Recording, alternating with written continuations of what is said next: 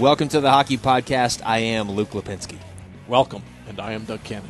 Welcome. On this week's show, we get you ready for the Stanley Cup and find a potential home for one of next year's outdoor games. And we'll take a little time to try and figure out what Carolina, Florida, and Vancouver might do when it comes to finding a head coach before the draft on June 27th. All that, plus a Calder Cup update. Let's drop the puck on episode 42. Doug Cannon, the Stanley Cup is here. No, it's not. Well, it's somewhere. Kind of somewhere.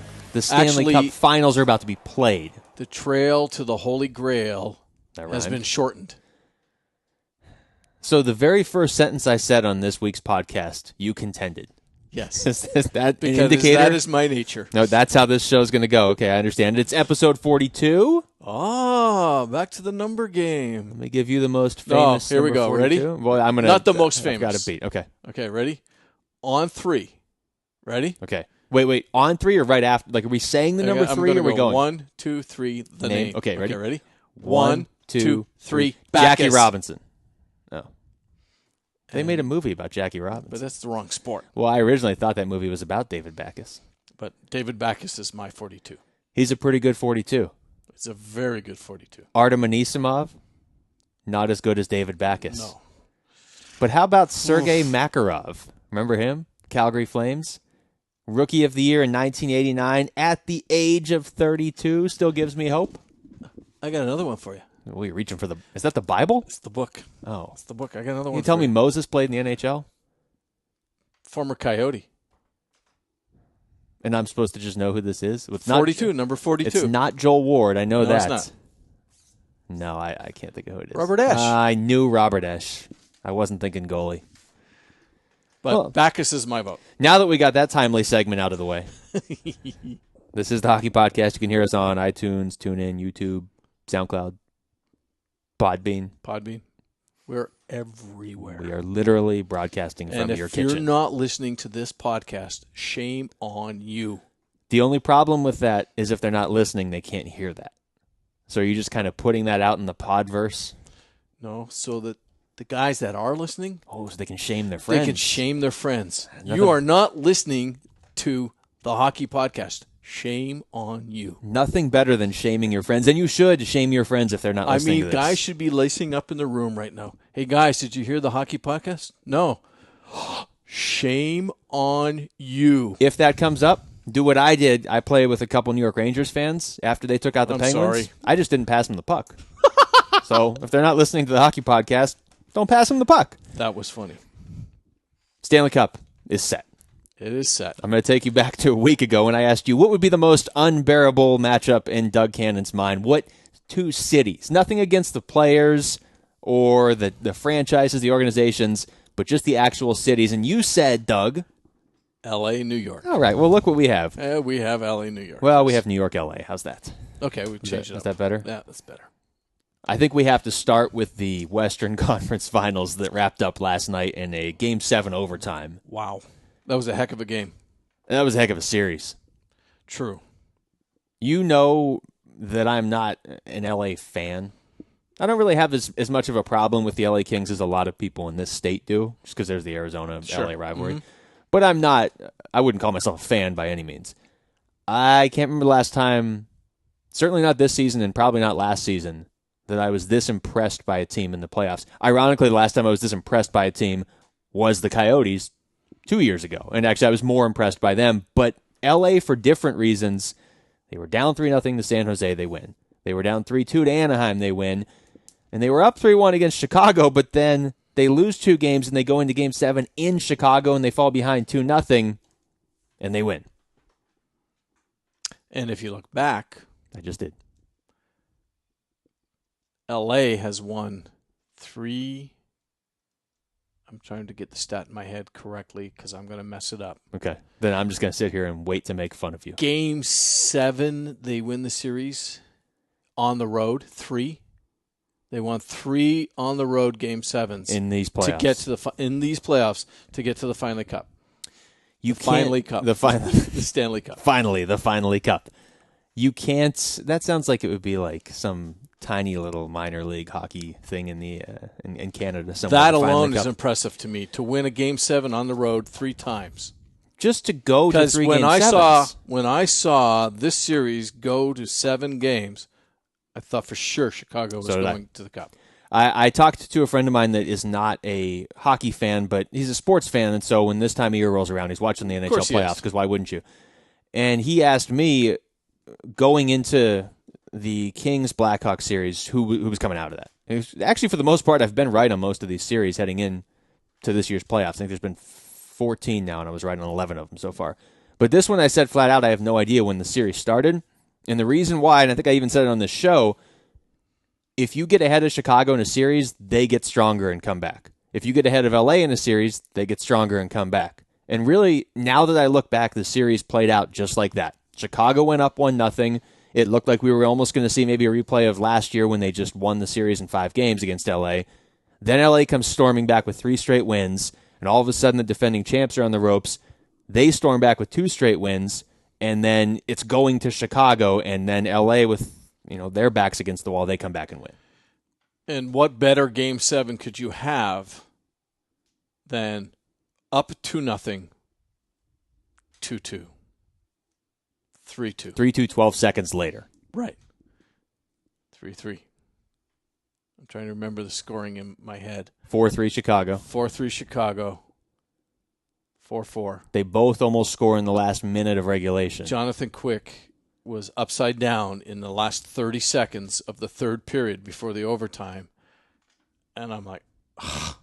I mean, this is Hollywood written, no pun with LA in there. But I mean, I was watching it going, if you're a hockey fan, I don't care who you root for, this was a Game 7, and this is the way a Game 7 should end. A Game 7 should not end 4-0, 5-0.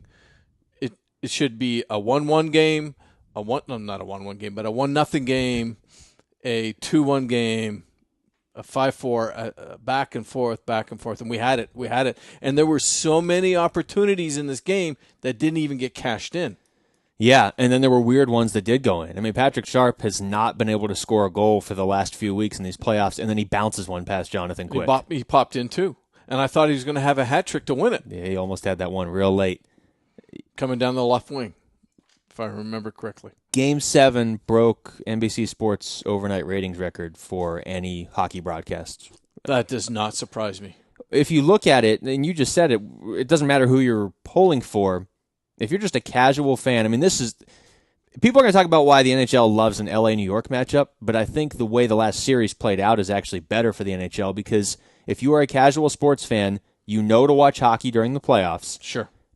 And I think back to some of the other Game 7s. I mean, LA-Anaheim 2 weeks ago really wasn't very good. LA jumped out on them. Mm-hmm. Pittsburgh-New York, it was a very good game, but it was 2-1. There wasn't much scoring. This one, it was just goal after goal, and they were just trading punches back and forth. Yeah, this was an exciting game to watch. And, and the funny thing, I was sitting there watching it, and I turned to my wife, and I said, this is Kenny Albert.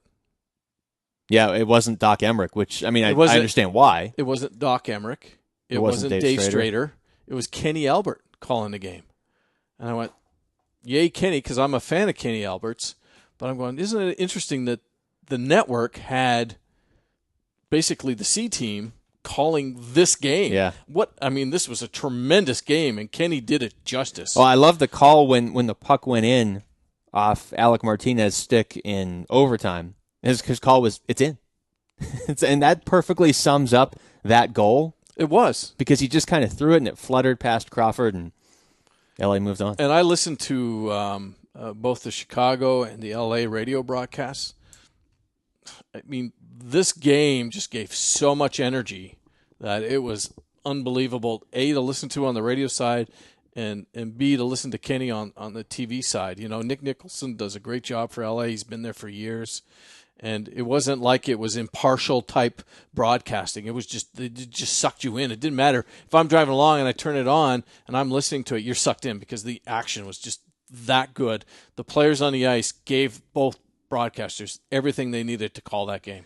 Yeah, I made the point, I think it was the first round against St. Louis, maybe it was the second round. Actually, it was when Chicago played Minnesota, that if you're going to take Chicago out, like if you truly want to eliminate the Blackhawks, you're going to have to beat them in overtime. And history has bared that out because Minnesota couldn't beat them in overtime and they lost that series. St. Louis lost a couple key games to Chicago in overtime. You go back to last year, nobody took Chicago out. So you're going back now 2 years.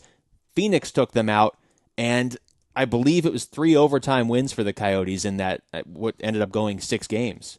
So if you're going to beat Chicago in the playoffs, you have to beat them in overtime. And sure enough, this series is 3-1 LA. They go to overtime in Game 5 in Chicago, double overtime, and Chicago scores. They win it there. You go back to LA, and you kind of think, at least it seemed like conventional wisdom was, the Kings need to win this in Game 6 because you can't go into Chicago's building and expect to beat them. And that game was weird because LA almost looked nervous at times. The game was very entertaining, but it was kind of sloppy because there were just passes behind players. There were so many times where the Kings at the blue line would pass the puck to each other behind each other. It was just very weird. And last night was not that. It was just everybody playing great. You know, you said it last week, and you just said it briefly here, is that the only way to beat Chicago is to take them to OT. Okay? So you're in Chicago. The building's electric. And like I said, I bounced from Chicago radio to LA radio to NBC's coverage, you know, and John Wiedemann and Troy Murray on the Chicago side were phenomenal. Remember when you tuned into a Chicago Cubs game? Yes.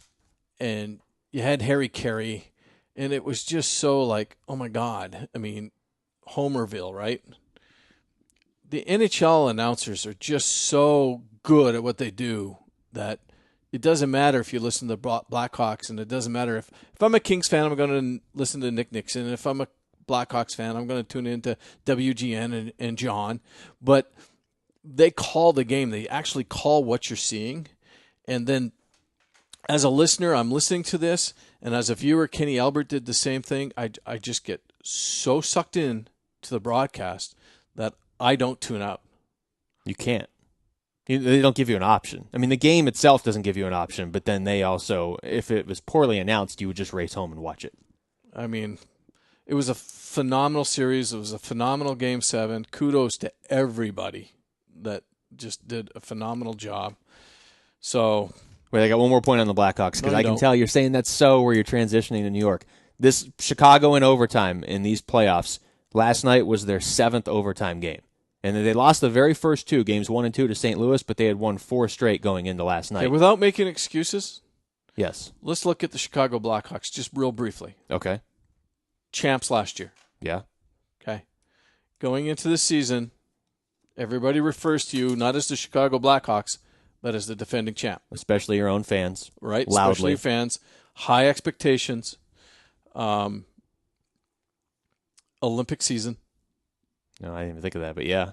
So now all your top players went abroad, played Olympic hockey, and there's a lot of top players on the Chicago roster that played in the Olympics. Yeah, it's not just Kane and Taves. There's a lot of other guys. There's a lot of other guys that played in the Olympics. You come back, you play the rest of the regular season. Now you're in the playoffs. That is a very tired team. Yeah. Mentally and physically. But I think LA is too. As far as the Olympics, you're right. I mean, look, nobody's won. But LA didn't have the pressure of defending champ, the media coverage, the media in the locker room, pestering. LA kind of got to fly under the radar. Yeah, they had guys in the Olympics. I'm not taking that away from them. But I'm saying just the mental part of trying to stay mentally strong when you've got all those outside forces, because I'm the defending champ, plus the physical grind that they had to go to get to the point that they got to. Well, this is why nobody has won back-to-back championships since, 98 with Detroit? Another reason to get rid of the Olympics. Okay. Well, yeah, I forgot you wanted Chicago to win. Yes, I did. Of those 2 teams. I did. I was rooting for Chicago, yes. Of those 2, I was rooting for LA because I like it if the cup is in the Southwest. And, whatever. I don't have a... I want you to go back a couple of podcasts.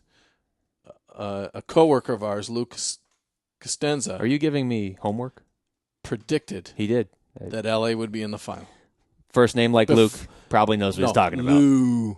Sounds like Luke. If you run it together. Before the playoffs even started, he predicted it. Yeah, and you would look at the LA Kings and you would say that's not going out on a limb at all, except it was this year. Nobody was really looking at them other than Kings fans.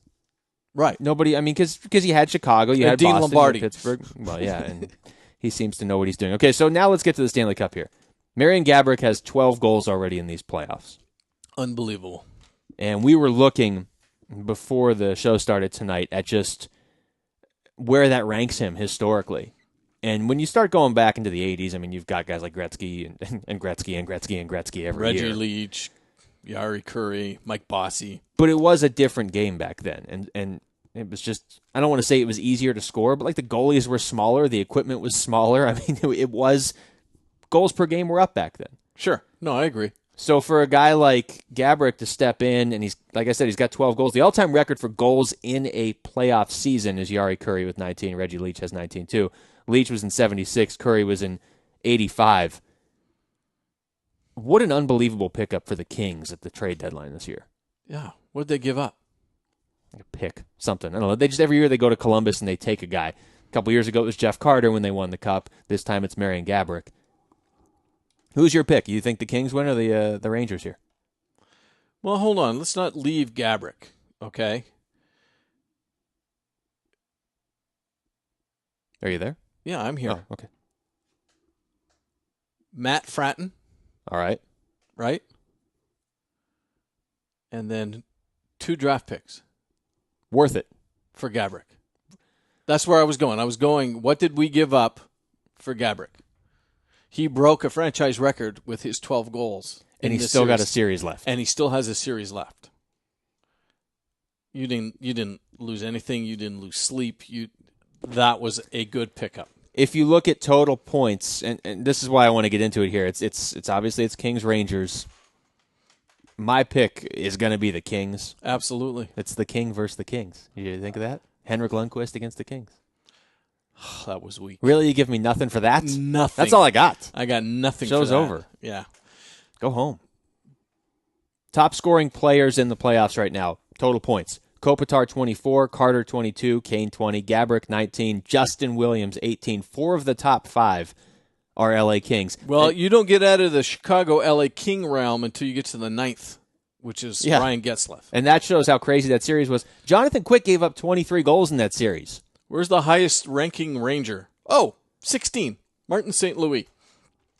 So another friend of mine asked me to rank who would, like, how this series is going to break down. And I'm going to have you do this too, okay? So scale of 1 to 10, give me your rating in net for the Rangers and the Kings. Scale of 1 to 10, 1 worst, 10 best? Yes. Like, how would you grade them? I'll give you my grades. 10 and 10. Okay. See, I go 10 for the Rangers. I go 9 for the Kings because Quick does have those games where he gives up 4 or 5 goals. I'm going to throw the Blackhawks series out because they were insane. But I would give the slight edge to the Rangers there. How about defense? That would be 10 and 8. 10 for Kings, 8 for Rangers. Oh, wow. Okay, you went a lot higher than me. I said 8 for the Kings, 7 for the Rangers. And really probably closer to 6 for the Rangers. Drew Doughty is the leader on that blue line, and he's playing phenomenal, and everybody is following him. Yeah, you know what? I'd bump the Kings up to a 9 the more I think about that. But I still have the Rangers down at 6. I think that's a huge advantage for the Kings defensively. And now let's go offensively. What are we doing? We're starting from the goal, working our way out. I did that for you because I care. That's unbelievable. Okay. Offense. This is where the Kings are different to me than they were 2 years ago when they won the Cup. They're better this year. I have to go at least 9 Kings, 8 Rangers. Wow. See, I went 7 Kings, 5 Rangers. But either way, the general point is still there. We have the Kings with the decided advantage on in every category. Defense and offense. Well, I have the Rangers the better goaltender, but it's going to be an interesting series. I mean, you're at a point now where you've got 2 teams that have played 3 series to get here. Neither one of them has faced a goalie anywhere near the caliber they're about to face. But there's one category that you're not looking at. Coaching? Size.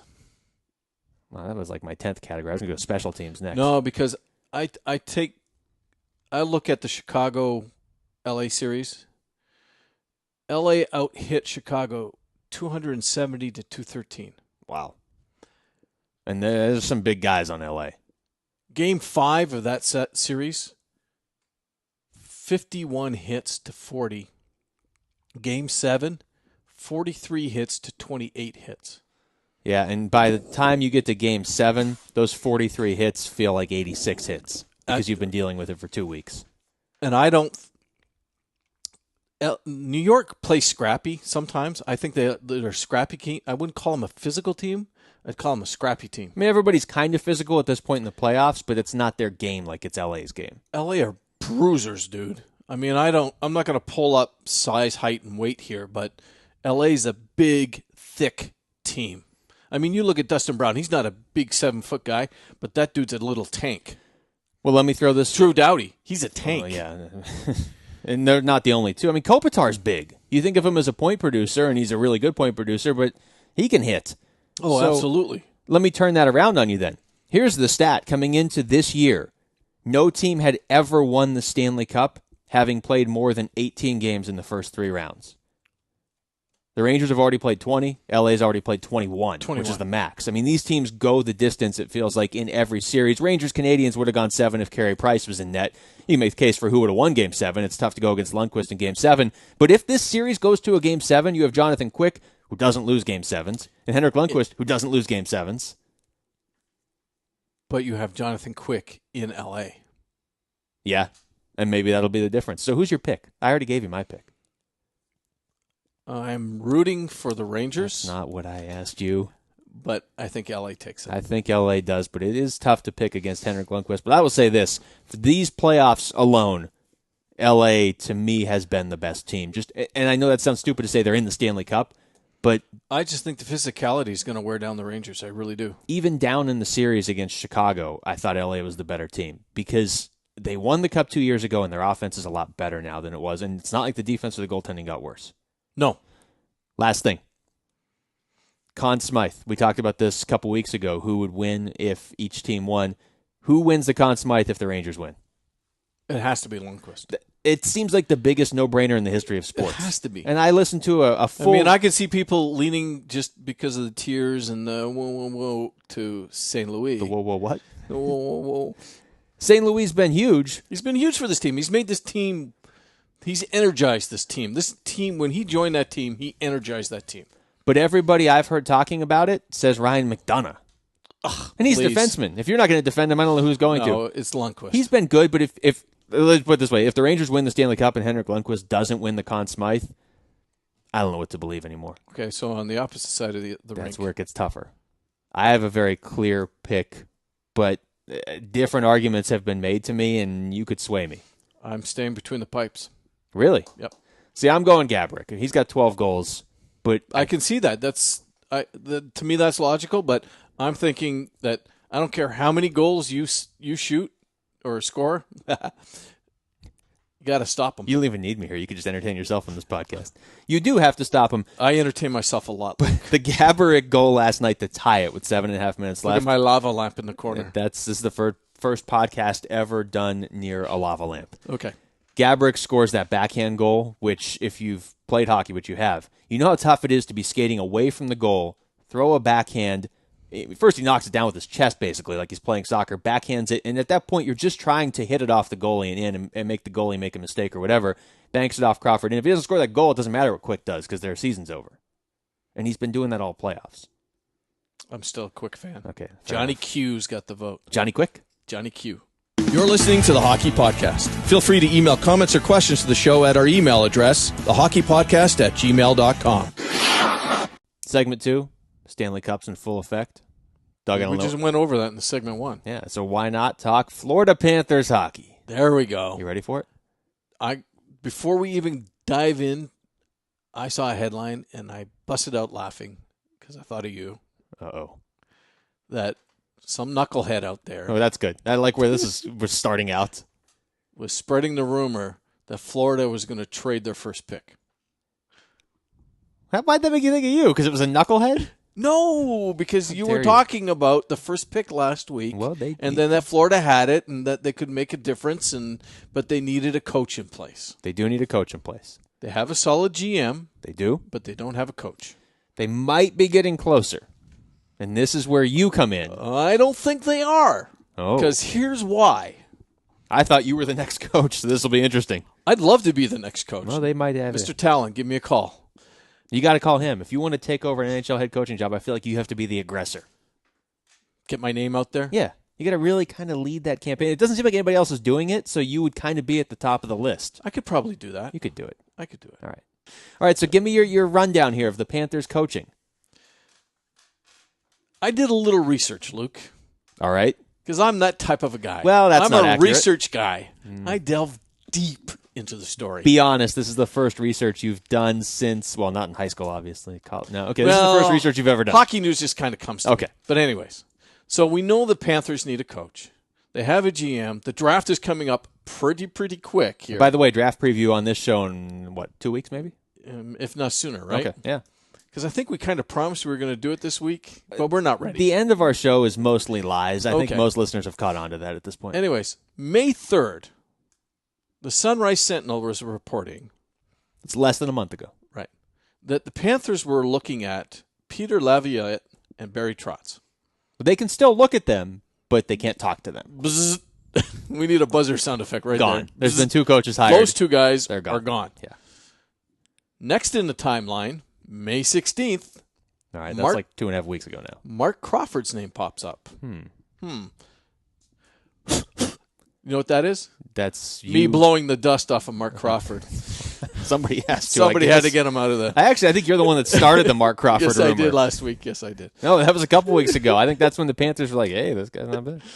Yeah, the Panthers listened to the hockey podcast and went, "Crawford, never thought of that." That's why you like the Panthers. I like their chances if they're listening to this show. May 27th, former New York Rangers coach Tom Rennie's name appeared. Not John Tortorella? Not John Tortorella. All right. May 31st. These are the last 2 names that are still, I think, on the short list. Detroit assistant coach Bill Peters and Montreal assistant coach Gerard Gallant. I like Gallant. I like Gallant as well. Okay. But nothing has been decided. No, it hasn't. And I maintain what I've maintained all along. I guess if they're going to trade the first pick, which I don't know if they're going to do that, but if they did, maybe you don't need your coach. But I think Florida having their coach in place is more important than any other team if they have the first pick in the draft, because as I said last week and the week before, and if they really are listening, they probably should be adhering to this, you're taking a guy with that first pick that you expect to be an impact player next year. You need your coach before the draft. If it's Gallant, and I want to know if this is the same reason you like him, he used to coach Jonathan Huberdeau in junior. Huberdeau, Rookie of the Year during the lockout-shortened season. I don't even know if he played in the NHL this year. They need to get him back after that sophomore slump. And if you look at the numbers he put up under Gallant at St. John's, it was St. John's, wasn't it? Yes, I believe so.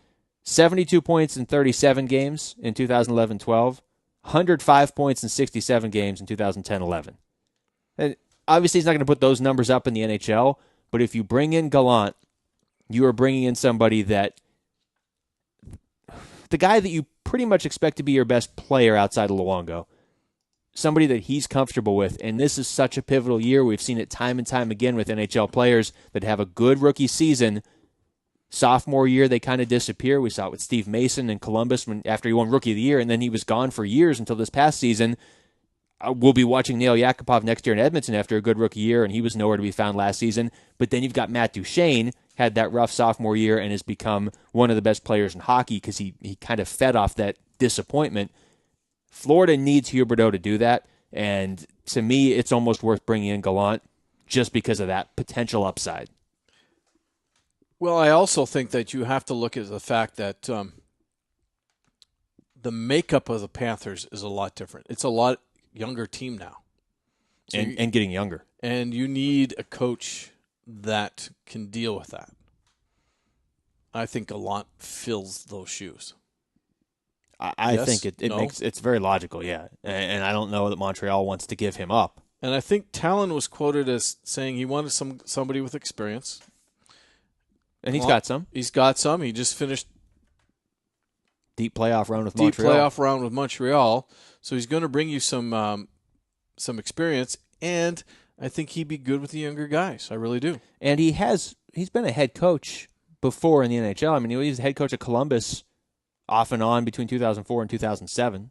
So, not a long track record of being a head coach in the NHL, but he's been around the NHL for all these years. Again, he's got that extra experience with Huberdeau, and Huberdeau's not the only young player. I mean, you've got Alexander Barkov, who was having a really good year this year before he got hurt. So you're going to have Huberdeau, you're going to have Barkov, and you're going to have whoever you take with the number 1 pick in a couple weeks as your building blocks up front.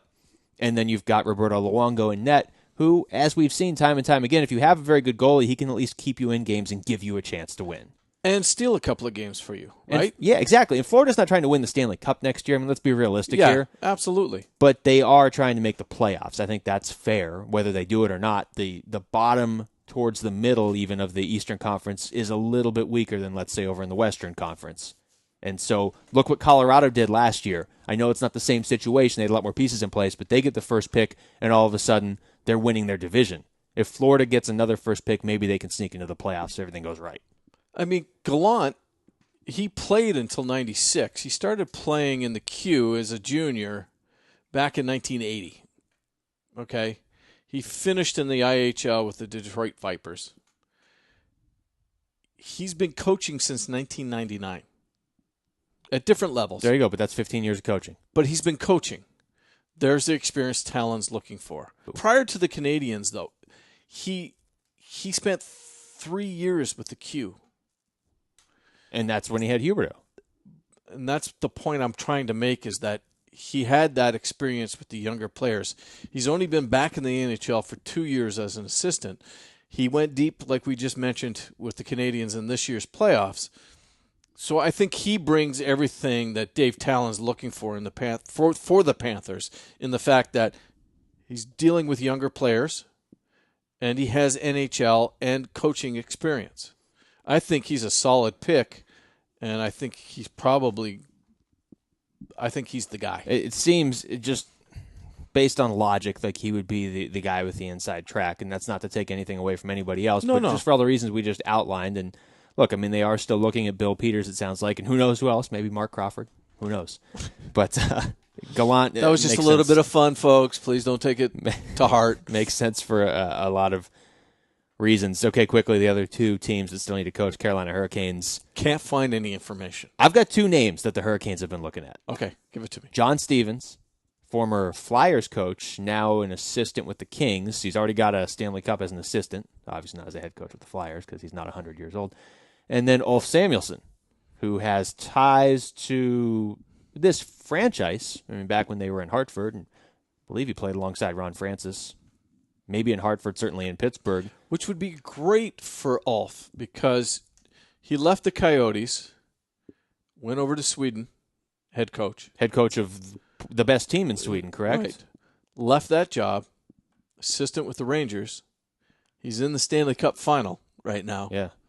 What a great progression to go from an assistant to a head in the Euro, to come back as an assistant, make the Stanley Cup Final, and then get a head coaching job in the NHL. I'd be very, very happy for Ulf if that happened for him. He's got a couple sons that are working their way up through farm systems around the NHL. Why don't we just make the hires for these teams? Florida, you get Gallant. Carolina gets Ulf Samuelsson. And who does Vancouver get? Well, hold on. One last note. Mark Crawford again? Maybe. Last note on Ulf Samuelsson. You know, when the Coyotes made that switch over to Dave Tippett as coach, and you know this better than anybody, there was a few weeks there where they didn't really have Tippett yet. They didn't really have a coach yet. And Ulf Samuelsson was the guy that really kind of helped ease that transition. And that's something I think a lot of people outside Phoenix don't necessarily know about. But, I mean, every step of the way, he's been very effective at his job. So it does seem logical that maybe he would be, you know, the next head coach here at some point. And that was during the offseason. It's not like he was coaching them during games, but still, it was a helpful transition. On to Vancouver, I have no idea, and they don't seem to either. No. They got a WHL coach, though. Well, they hope they have Tim Hunter making a move there. So logically thinking, though, then if one team is looking at Ulf, multiple teams are looking at Ulf. So does he end up in Carolina or does he end up in Vancouver? Well, I think if Ulf Samuelsson becomes a head coach next year, it's going to be in Carolina because he just has more ties to that organization. And also, I can't figure out Vancouver. I just really can't. I am like upside down on Vancouver. I didn't at the end of the season. I didn't understand the firings. I didn't understand the direction they were going in. Now they have a GM, and the team has gone quiet. I didn't understand trading Corey Schneider last year and then letting stealing Roberto Luongo too. And now I don't even know who their starting goalie is. I guess it's Eddie Lack. Eddie Lack's got to be the guy right now. So I don't know if they're going to go out and make a push for a guy like Ryan Miller. I'll be honest, everybody. I don't know the depth of Vancouver's farm system. How dare you? I just don't. I'm sorry. It's not acceptable. Fortunately for you, they don't seem to either, so you're off the hook. Now, I don't know. Do you want to just throw out a name here together? And do count of three, we throw out a name? I mean, Mark Crawford. John Tortorella. Do you just randomly say Mark Crawford just in inopportune times? Like it's almost like a thing you can't control. You just yell out Mark Crawford's name. Because he's that guy that always pops up. He does. And Vancouver. Look, here's the difference between these three teams. Mike Keenan. That'd be interesting. The Panthers, as I said, they're not trying to win a Stanley Cup next year. I guess realistically Vancouver isn't either. But I think Florida, I know you don't want to keep making changes every year. You got to, if you take a guy like Gallant, you want him to be around for a while as your head coach. But I feel like there's more pressure on Vancouver to land a name, right? Like a big name. Like there's more pressure on them to land a Barry Trotz or a Peter Laviolette. Was the unfortunate part of the Canadian media, right? That's where that pressure comes from. But also because they were really good 2 years ago, 3 years ago. Yeah, but feels like 10 years ago. That got destroyed a long time ago, and by them. They did it themselves. It's very weird. But I also think that team has hit a crest, and it's time for changes, wholesale changes. Well, they're making them. And the Twins are part of that.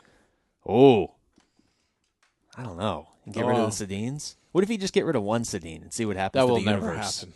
What would happen if one was in the East and one was in the West? I don't know if those two could survive. I don't know if the world could. I feel like things would just change. But I think hooking everything on the Twins is a big problem for that team. They're not the Twins of old, even though they're old. I see what you did there. Almost sounds like a Led Zeppelin song. You're tuned into the Hockey Podcast. Follow us on Twitter @HockeyPodcast for even more hockey news. #DoIt. Final segment, news and or notes. And Doug, our favorite segment. Your favorite segment. Yeah, well, it is my favorite. I love this one. Pass that off on me. I like the one where we talk about the Stanley Cup. My favorite segment is segment 4 off the air. That's the stuff nobody gets to hear. Hopefully you're not recording that. If that ever airs, we will be instantly famous. Yes. The AHL. Calder Cup. You and I are talking about this strictly Winding because down. The Penguins and Toronto are still in this, so this is all we have. That is not true. Well, that's why you're talking about it. We are talking about it because it's an important hockey news. It is, actually. I mean, this is the feeder system directly into the NHL. Correct. So Toronto, when we did the show last, was 8-0. And I'm happy that Toronto's in it. Yeah, exactly. Toronto was 8-0 in the playoffs. That has changed in a hurry. Oh, has it? Yeah. So, it's a 7-game series. They are playing the Texas Stars. That's original. The logo's really original, too. Toronto's looks just like the Maple Leafs. You can't say anything. Go ahead. But that's a good-looking logo. Okay. Calm down over there. Game 6 was played tonight, the night that we're recording this podcast, which happens to be Monday, June 2nd. And Toronto wins. So now the game is tied 3-3. The series is tied 3-3. Game 7, this is what I love about minor league hockey. Game 7 is tomorrow night, guys. Yeah, why not? You get to play back-to-back playoff games. Can you imagine if they made the Kings and the Blackhawks? No. You know what, though? Didn't they make the Rangers and the Flyers play Game 7 the very next night? There was a back-to-back, yes. But, I mean, to be fair, New York to Philadelphia, that commute's about 3.5 minutes. Correct. Toronto and Texas, not that close together. So that's one side, and then you've got the St. John's Ice Caps leading the Scranton Penguins over in the Eastern Conference, 3-2 in the series. 3-2, they play Game 6 tomorrow. I feel like that Scranton Penguin is stronger looking than the Pittsburgh Penguin logo. Like this one is. Wow, really? It represents Steel Town. But, well, okay. But he's kind of top heavy, though. I feel like you could push him down. That's just the mascot. I mean, that's the whole thing right there, the mascot. Where does Wilkes-Barre play? Wilkes-Barre. What arena? I don't know. Come on, you're the Penguin guy. I am the Penguin guy, and I don't know. I blocked out the Penguins after that disgraceful exit from the playoffs you're a big this year. Burgess Meredith fan, too, aren't you? I don't know even what that is. Look it up. I'm not going to look it up during the show. Come on. No, I already looked up Pierre Maguire, and it brought up a lot of unflattering pictures of him. A lot of people out there being mean to Pierre. And why are we discussing Pierre Maguire? Well, Funny story. Funny story. Before we started recording, we were talking about Pierre, and we were talking about the Pittsburgh Penguins, and I went to Hockey DB, and I typed in Peter McGuire. Not the same guy. And I'm like, what the heck? I can't find any information on him. Come on, what is Pierre in English? It's Peter. Yeah. Yeah. But that doesn't mean that his name is automatically Peter. I'm sure Why can't Hockey DB just translate Peter to Pierre? Give him like a week. I'm sure they'll be able to. Fix it. I'm sure my name is something different in Russian. I don't go by that name. Okay. But you're Italian. Yeah. I'm just throwing out I don't know. I'm thinking Russia because they won the World Championships. If you want to have fun. I know what my name means. Oh, Deep, Dark Waters. That sounds made up. No, it's not. That also sounds like a Led Zeppelin song. What's going on over there? If you want to have some fun, search Pierre McGuire and click images. That's all I'm going to say. Okay. Just give me some interesting stuff. But why are we talking about Pierre? There's rumors he might be potentially a candidate to be the next GM of the Pittsburgh Penguins, if they even hire a new GM. Because they've got Jason Botterill in place as an interim GM. Not as an intern. That would have been awkward for everybody. I don't see it happening. I don't either. But I love Pierre. He does a great job on NBC and the network telecast, but I don't see him as a GM. I mean, I haven't even heard if he wants to be a GM. I think this is one of those things that's just thrown around out there. Pittsburgh is the only team that doesn't have a GM officially locked in for next year. But do you know the last team Pierre coached? Yes, Hartford. No. The last NHL team was Hartford. I said last team. Okay, well, he may have coached like his son's Bantam team. His last head coaching position you just want to say the name of the city. The Baton Rouge Kingfish. All right.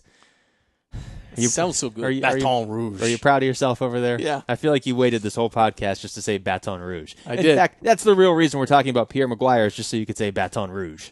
Baton Rouge. It's fun to say. It is fun to say. How about like back home? Okay.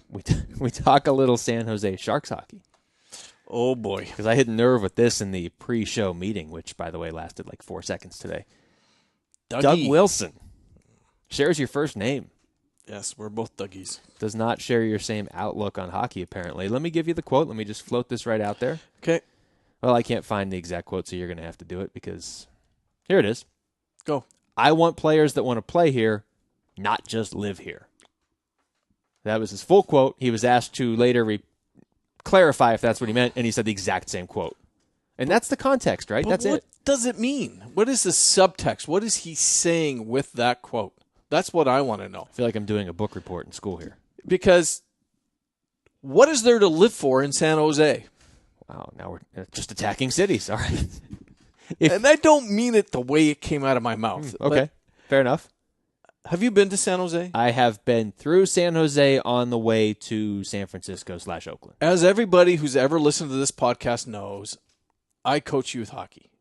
I've been to San Jose, many, many teams. They have a great facility.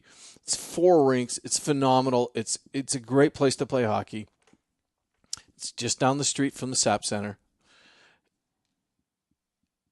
It's a great city in the fact that it's in Northern California. You get season changes without snow, which is a wonderful thing. Which I think is a huge advantage in a lot of players' minds over most cities. Yeah, because you kind of get that fall. But when I think Phoenix Coyotes, or soon to be the Arizona Coyotes, I think resort. I think golf. I think tennis. I think of a leisurely lifestyle. I think Florida Panthers. I think Tampa Bay Lightning. I think the same thing. I think L.A. I think the same thing. L.A. I think the same thing. I don't have that image in my head when I think San Jose. I think San Jose is a wonderful city. I've enjoyed every time I've gone there. I've been there in the summer. I've been there in the fall. It's a great place to be. But I don't get that, it's a leisurely lifestyle to live in San Jose. Okay, but I look at this, if I was just an NHL, if I was playing in the NHL and I get to pick wherever I was going to play based strictly on where I was going to live. See if I can do this without offending anybody. Go ahead. One of my first choices would be Phoenix, L.A., Anaheim, that area. I mean, you're talking about some great places to live. See, and I'm the opposite. Well, but there's other ones. I've always wanted to live in Boston. I think Boston would be a great place to live. So it's personal preference to different players. I don't want to rip Columbus. But if you are an NHL player and you're just picking based on where you want to live, I feel like you're going to take San Jose over, say, Columbus, just strictly based on where you're going to live. We saw, who was it, Brad Stewart last year pick San Jose over Detroit because he just wanted to live in San Jose. Because San Jose is a lot nicer than Detroit, I'll say that. But if you are loaded, and if you're playing in the NHL, you can live in San Francisco and make the commute down to San Jose. I don't know. Even a fourth liner in San Francisco, that's pretty high cost of living. Well, either way, apparently Doug Wilson feels like there are players that are choosing San Jose or are just comfortable living there. They like it as a destination. Well, that's kind of the subtext I took away from it, which is why I made the comparison to the resort living of Florida, Dallas even, and in places like that. Whereas if I got a lot of money and I'm playing hockey, I'm looking at Colorado, I'm looking at Toronto, I'm looking at Montreal, I'm looking at Boston. Seriously, I'm looking at those. I'm looking at Minnesota. Well, then let me give you the subtext. If you're looking at Minnesota, you're Thomas Vanek. The subtext, as I read this, and this is not a direct quote from Doug Wilson, but as I'm reading this, he's frustrated that they just blew a 3-0 series lead. Okay. Frustrated I have a point on that. I know you do. Frustrated that he is coming under fire every year as the GM of an underachieving team. Fair or not. And I feel like I can't look at the roster and say this is directed at any one player, but I feel like the subtext is we've got guys that don't seem to know how to go the extra mile and sacrifice on the ice to win in the playoffs like our counterparts from Southern California are doing right now. Maybe because they're just so focused on other things in their life here in San Jose.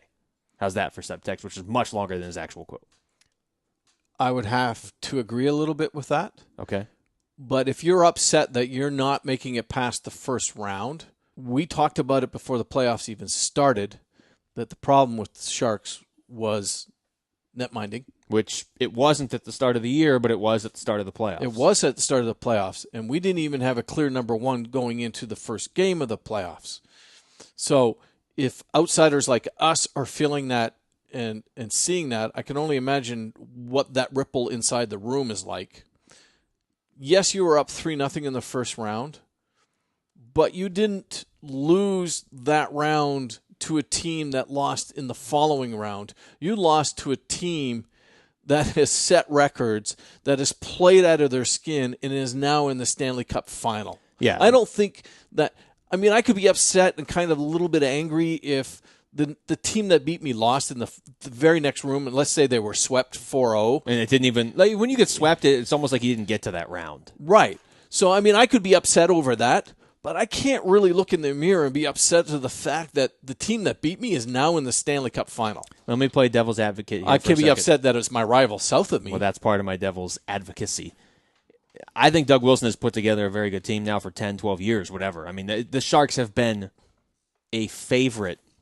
I guess people have kind of wised up over the last couple of years. But, I mean, they jump out to these great starts every year. They have great regular seasons. They've made it past the first round before, but they've still never made it to the Stanley Cup, which is kind of amazing.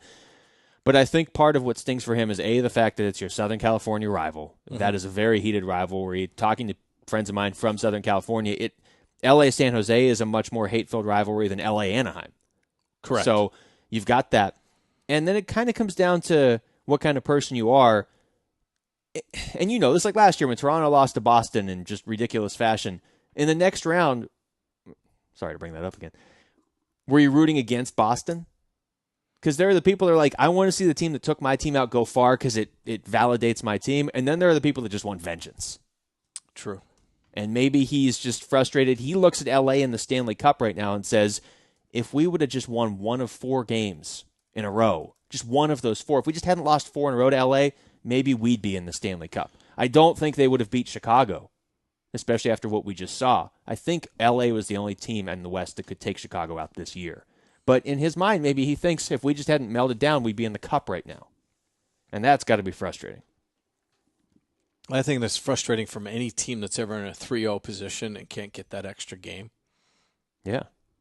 I mean it's only happened a couple times ever. I've watched it. I've watched it in other sports. I mean, all you had to do was win one game. I mean, that's easy to say.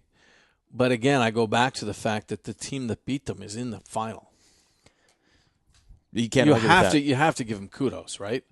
Okay, yeah. so it hasn't been an easy path for I have LA either. one last thing to think about. Okay? All right. And it plays in LA's favor. LA didn't start to travel Yeah. Until this past series. Chicago had to face St. Louis. Chicago had to play Minnesota.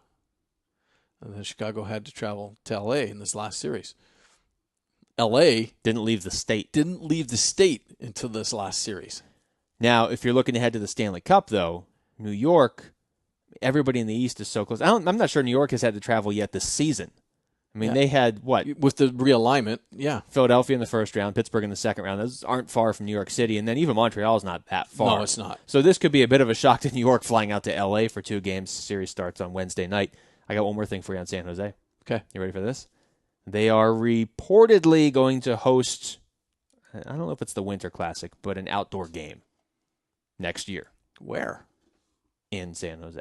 Where? Well, I'm glad you asked. What facility? AT&T Park, which is in San Francisco, Uh-huh. which actually would be pretty sweet. I've been there before, and that's the one where you hit the home runs out into the bay. That'd be a pretty nice setup. Or Levi's Stadium, so one of those two. The new one. Yeah. I have not been to the new stadium yet. I have not either. But that'd be interesting. I want to see outdoor games in new places each year. If they're really going to do this where there's And I'll be 5 honest more, with you, yeah. San Jose hosting an outdoor game makes more sense to me than LA. Yeah, but LA pulled it off.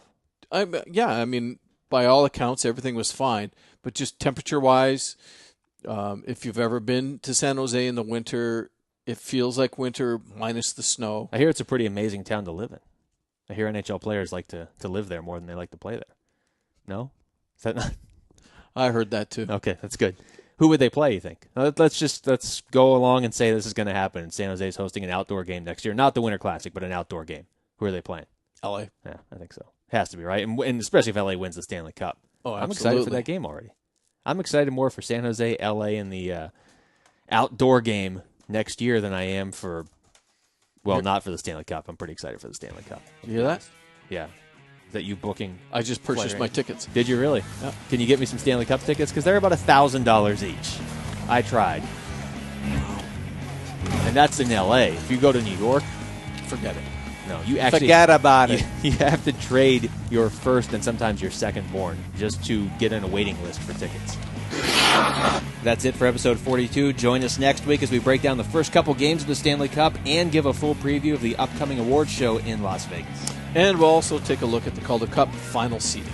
Plus whatever else happens in the next 7 days. Thanks for listening to the Hockey Podcast.